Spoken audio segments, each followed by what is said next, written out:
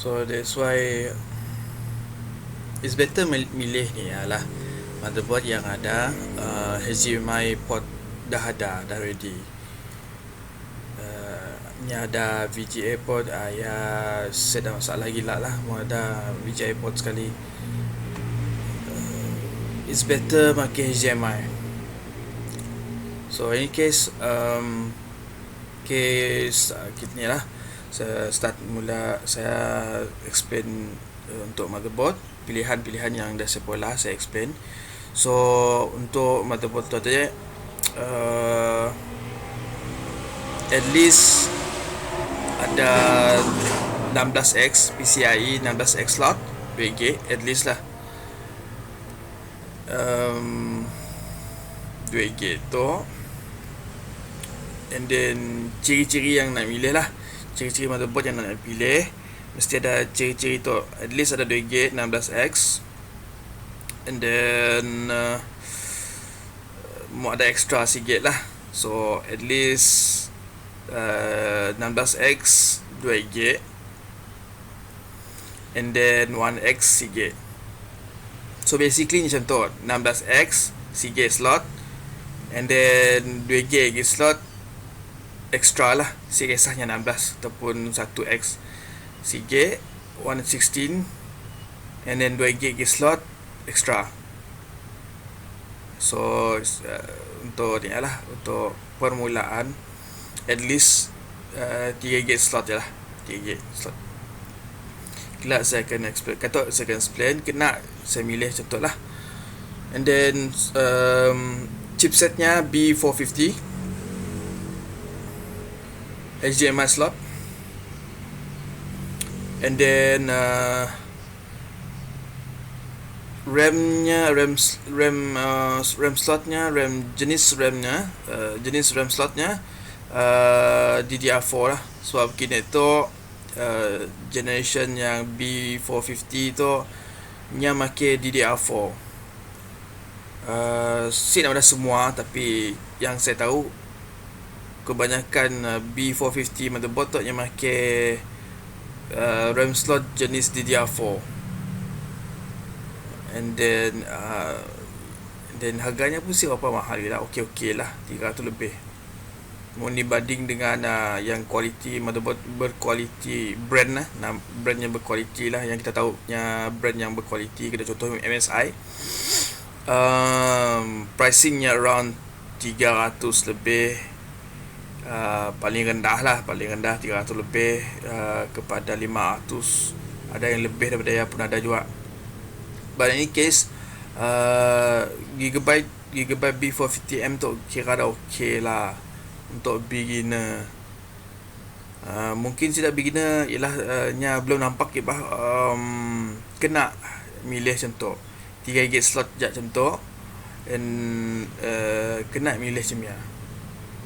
HDMI dengan CPU pun chipset mungkin boleh tahan, boleh faham lah, kena dipilih macam ya. Sebab nak compatible kena, nak nyambungnya dengan CPU tu.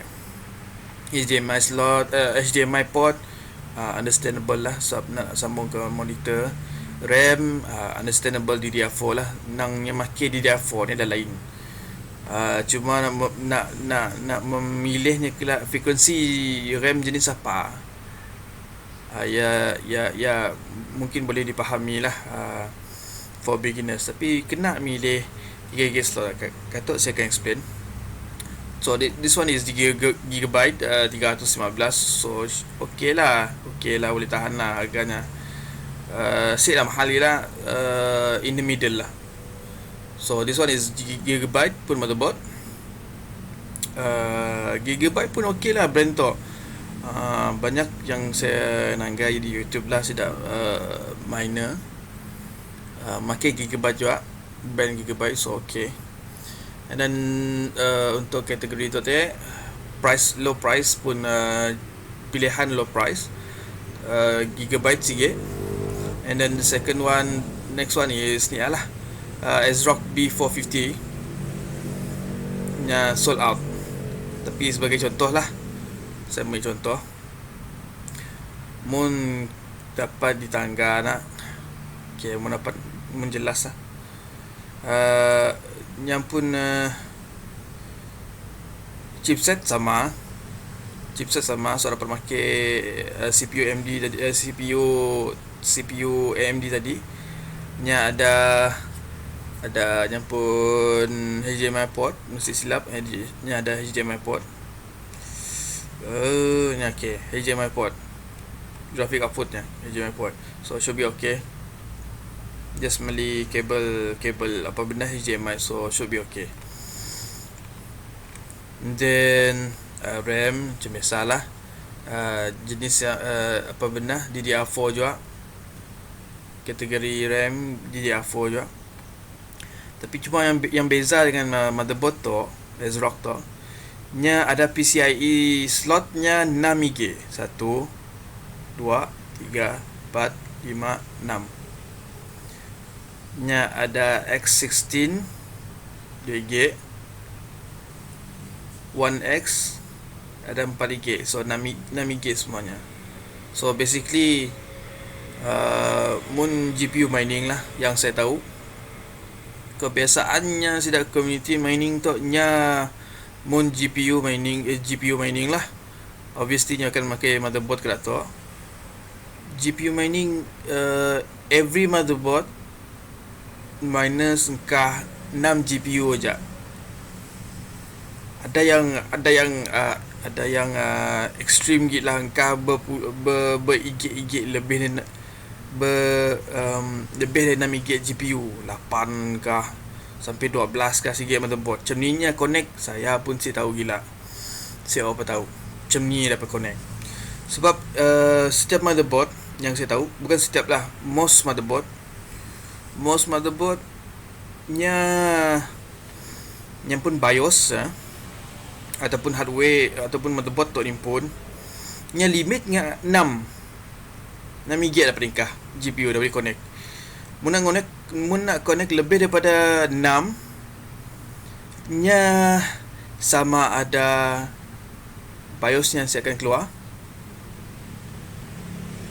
Ya, nombor 1, nombor 2 dalam Windows nya si recognize the 7th ataupun lebih daripada 7th GPU nya si akan recognize.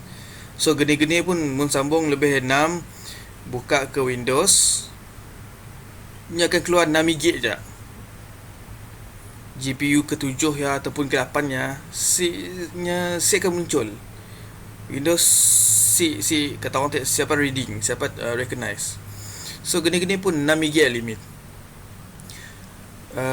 Bagi yang pernah saya nanggah lah, pernah saya nemu YouTube, ada miner tu sikit motherboard nya dapat connect lebih daripada 6 sampai 12 kah. Saya pun tak macam ni cara yang nyambung. Saya tahu lah. Ya nang extreme lah.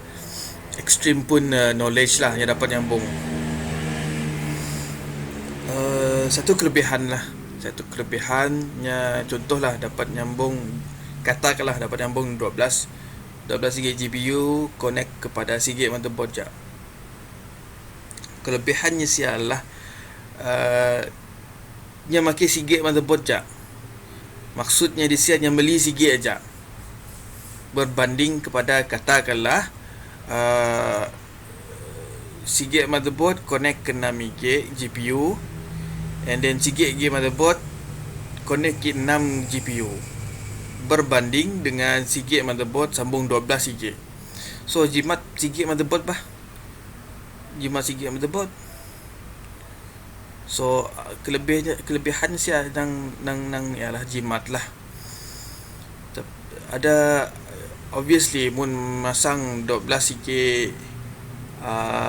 GPU kepada GB motherboard perlukan high voltage PSU lah. Sebagai contoh, PSU yang dapat output maksimum 1600 watt. Bukan kita nak pakai full maksimum 1600 watt ya si. Tapi sekurang-kurangnya apa bedanya dapat support katakanlah 12 GPU. Oh, and sikit lagi side note, bila make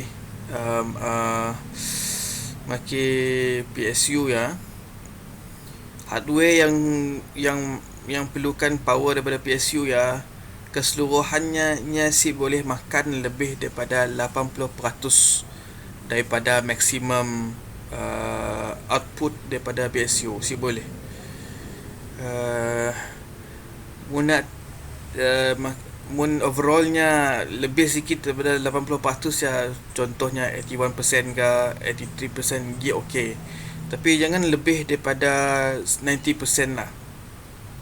Sebab apa, mun lebih gila PSU yang dapat handle nya panas gila, paling selamat pun PSU ya cair. Paling teruknya meletup ya paling teruk lah. So seboleh-bolehnya jangan lebih daripada 80%, beban 80% daripada the whole PSU. The whole PSU pun maximum output. Ya side note lah. By any case, berbalik ke cerita tadi, motherboard tu yang banding dengan gigabyte lah, ASRock dengan gigabyte tu yang paling ketara perbezaannya lah ya PCI slot lah. Yang tu nya ada 6, yang tu nya ada 3GB. So which means mun nak nyambung 6GB GPU dah cun dah ada 6GB slot tu dapat sambung terus. So sambung pakai Ryzer lah, which is Ryzer tu. Sambung GPU ke situ, yang kah ke situ atas tu, and then powernya sambung ke situ, power cable-nya sambung ke situ, and then USB data connection-nya, USB cable sambung ke situ, and then benda tu, pin tu akan diingkah ke slot tu. So mun 6GB GPU dah cun dah. GPU 6GB GPU, 6GB ingkah ke 6GB Ryzer, 6GB Ryzer, and then masuk sikit 6GB. So cun lah. Berbanding dengan sikit tu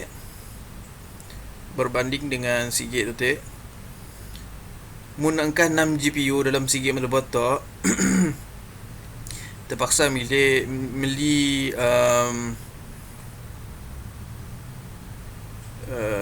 apa orang gelar dah tadi nya PCI Express Ryzer card expansion board. Tapi saya senang nak gelar benda tu PCIe 124 splitter. So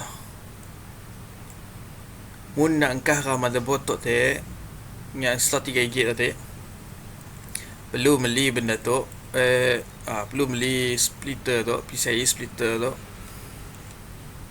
sambung kabel tu kepada 4GB GPU pun Ryzer cable, sambung ke 4 tu, and then Seagate set tu engkah ke Seagate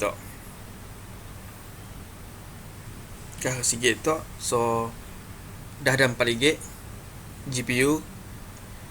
So another 2GB Ryzer, 2GB GPU dan Ryzer tu sambung ke Seagate tu. So you have 6 semua lah.